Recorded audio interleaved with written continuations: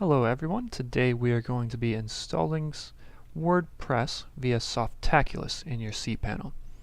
Now, not all hosting providers will provide Softaculous with cPanel, but if yours does, it is the quickest and easiest way to go ahead and install WordPress.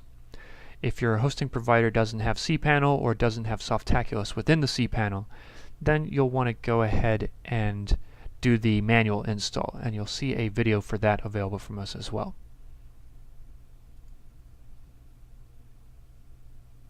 So to install via Softaculous, you'll want to go ahead and log into your cPanel with your hosting provider.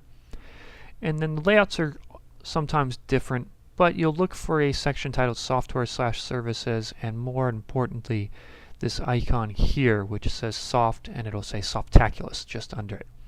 And once you've found that icon, you want to go ahead and click on that to load up your Softaculous page. And you'll see once that's loaded, you've got various icons for the different scripts you can install here. And usually you'll see WordPress right here near the top. If you don't see WordPress here under the top scripts, on the left side you'll see it has blogs, and you can click the small arrow there to expand that. And under that you'll see WordPress. So you want to go ahead and click on WordPress.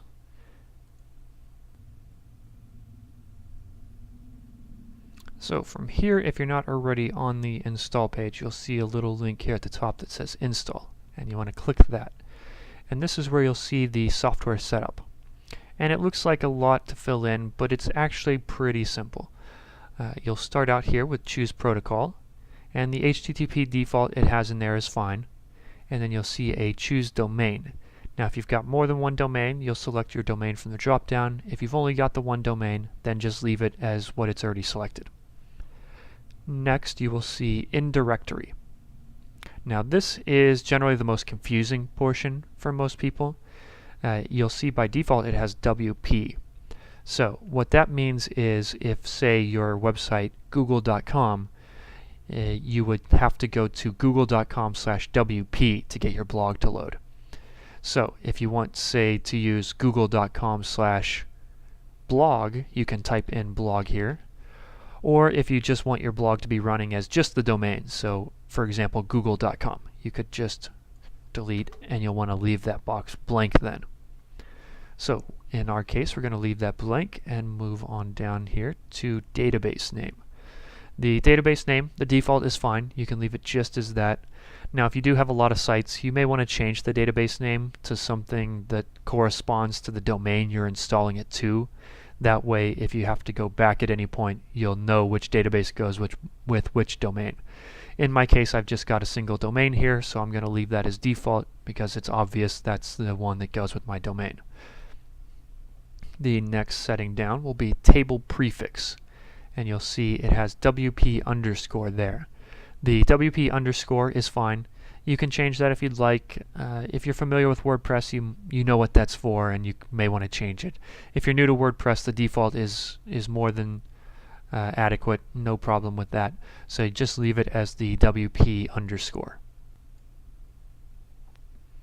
So below that, you will see site name and site description. This is essentially up to you. The site name and description are what you'll see when you go to the page, essentially. So it's part of WordPress itself. So you can set these to be whatever you'd like, and don't feel too pressured to get it, perfect. You can actually change this later on within the WordPress dashboard itself. So you don't have to worry that, if you get a typo or something like that, you don't have to reinstall. You can just go into the dashboard and change that. So go ahead and type whatever you'd like into those. The next option you'll see below that is Enable Multi-Site. If you're familiar with WordPress, you may wish to enable this. If you're not that familiar with WordPress, you'll probably want to leave that unchecked. Essentially what that is for is it allows you to go ahead and install multiple versions of WordPress, but use just one admin panel. So essentially you could have multiple blogs and only one username and password to log into a dashboard is the idea there.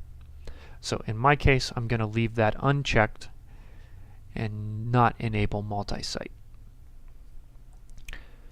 So the next option you'll see is admin username and admin password.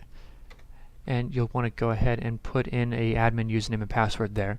What that is for the WordPress dashboard. So once you've got WordPress installed, you go into the dashboard, and that's where you can change, the content, change the theme, change the look, the plugins, all of that from the dashboard.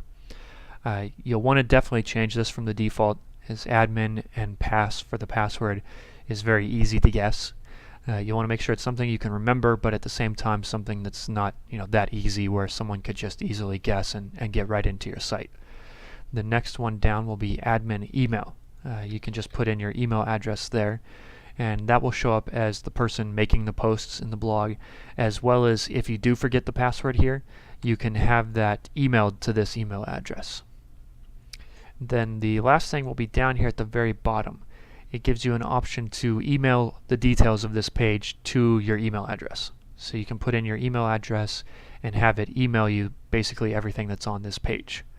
I'm going to skip that, but you can put that in if you'd like. And once you've done that, go ahead and click the install button. And once you've clicked the install button, you should see it will give you a percentage, and it usually goes pretty quick, and you can see that's installed already. Gives you congratulations. And once it's installed, if you go to your page, we'll pull up the page and reload, you now have my blog with the sort of default setup, and you should have a login here. When you click on that, you can type in your admin username and password you've generated. In my case, for testing purposes, it's admin and pass. And there you have the dashboard. So at that point, everything is installed and ready to go with your WordPress.